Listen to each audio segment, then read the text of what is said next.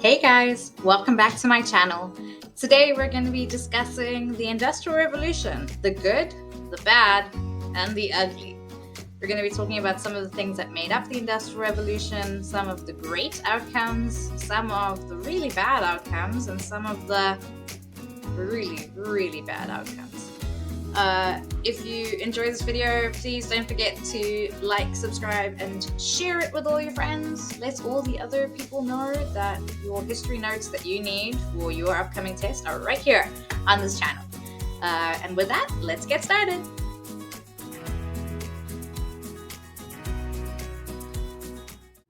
So let's get started with the good. So the Industrial Revolution was a transition to new manufacturing processes. So in smaller words, it's when people changed to using machines to make things. And one of the fantastic things about this is that machines were made to make life a lot easier for a lot of people.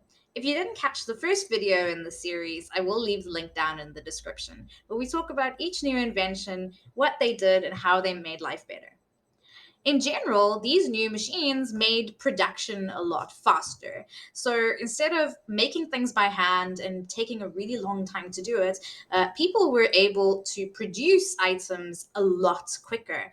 And when things are a lot quicker to make, it becomes a lot cheaper as well. Mass production means lots more items, which means items become a lot easier to find and therefore a lot cheaper to buy. On top of that, with some new inventions like the steam engine, we are now able to import and export products further away from where we live. So instead of only being able to trade with people in our own community or in our own even country, we can now import things from other countries, which makes life a lot easier for us. So a country doesn't have to produce everything. It can just buy stuff from other places as well and trade what we have with other countries as well.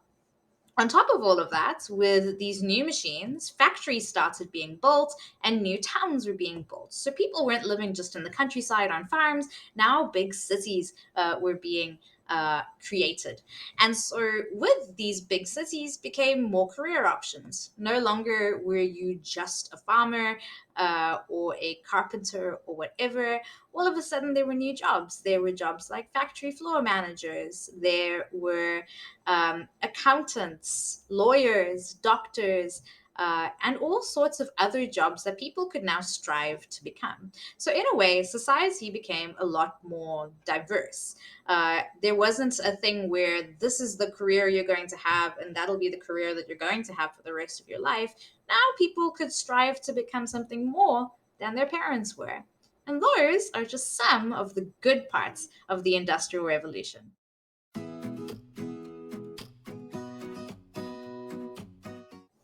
Now let's talk about the bad.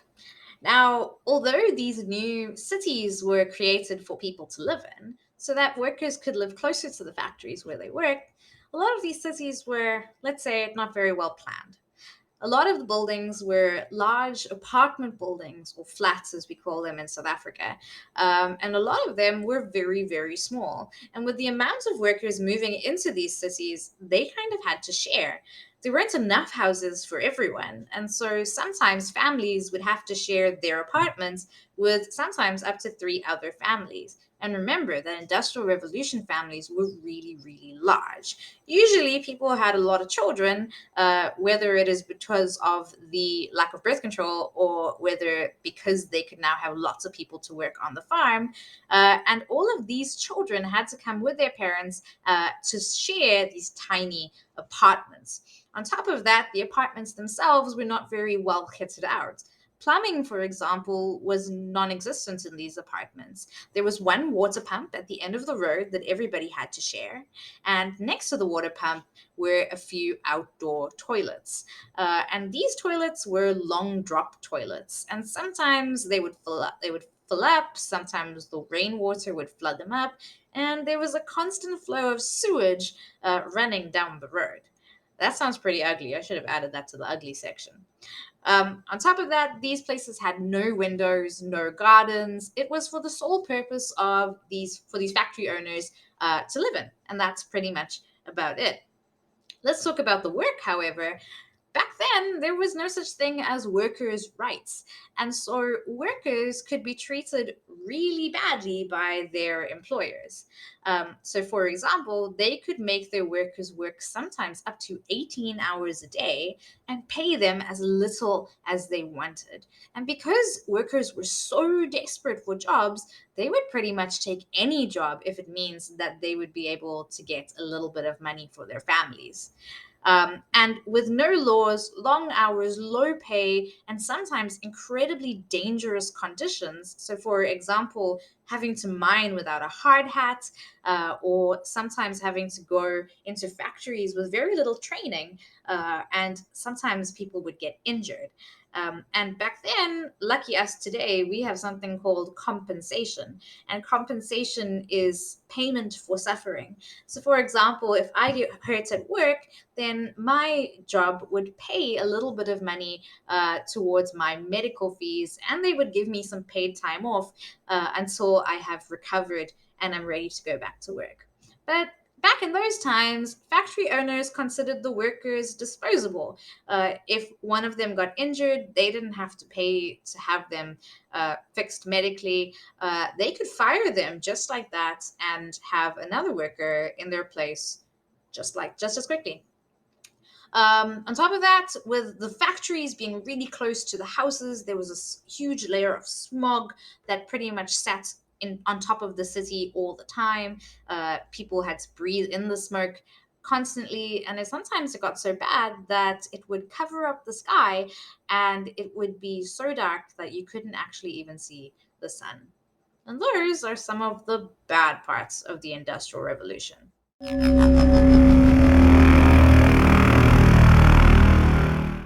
And finally, let's talk about the ugly of the Industrial Revolution. So these are the baddest of all the bad things. The first horrible thing of the Industrial Revolution was child labor. Because a lot of families were very poor, they weren't earning a lot of money at their jobs. Some of their kids were forced to go to work. And the worst part is sometimes children just over the age of 3 would be forced to go to work as well. Now, there's a couple of reasons why bosses preferred to hire children. The first one is because they were really small. A lot of places like mines, for example, with very small crawl spaces, actually loved having kids because they could fit through the tiny tunnels to get from one side to the other.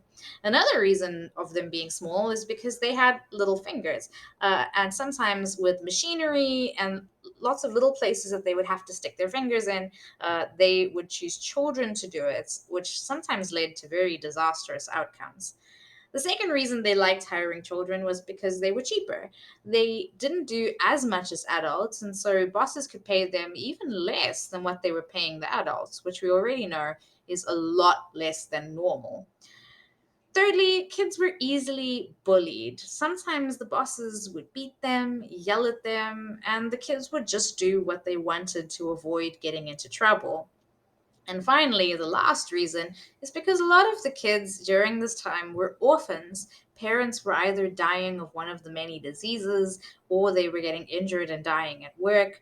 And so, children who lived in orphanages were easy to come by. These kids would have to earn their way, they would have to pretty much pay for their own food and board. And so, people that owned orphanages would send these kids to go into work to make some money for the orphanage. Another horrible thing about the Industrial Revolution was the diseases. Now, with the horrible unsanitary conditions of the plumbing and toilet situation, three main diseases were being spread at the time. The first was cholera, which comes from infected water, so dirty water if you drink it. The second was dysentery, which was absolutely horrible and killed many, many people during the Industrial Revolution. And the third was smallpox. Now, with all of these diseases, meant that there were a lot of people who were dying. And unfortunately, in these cities, there weren't a lot of places to bury these dead bodies. And so sometimes the dead bodies would just lie out in the streets for days until once in a while somebody would come by with a wagon to pick them up. And with all of those dead bodies lying around meant lots and lots of rats. And can you imagine the smell? Oh my goodness. Right? And those, ladies and gentlemen, are the ugly of the Industrial Revolution. And that, ladies and gentlemen, is the Industrial Revolution, the good, the bad, and the ugly. As always, if you appreciated this video and it helped, don't forget to like and subscribe. Leave a comment. I love reading the comments that you guys post underneath. And don't forget to subscribe for all my new content coming soon. The third part of the Industrial Revolution series will probably drop either tomorrow or the next day. And then I'll be going over some World War II videos. But as usual, have an awesome day and thanks for watching. Ciao!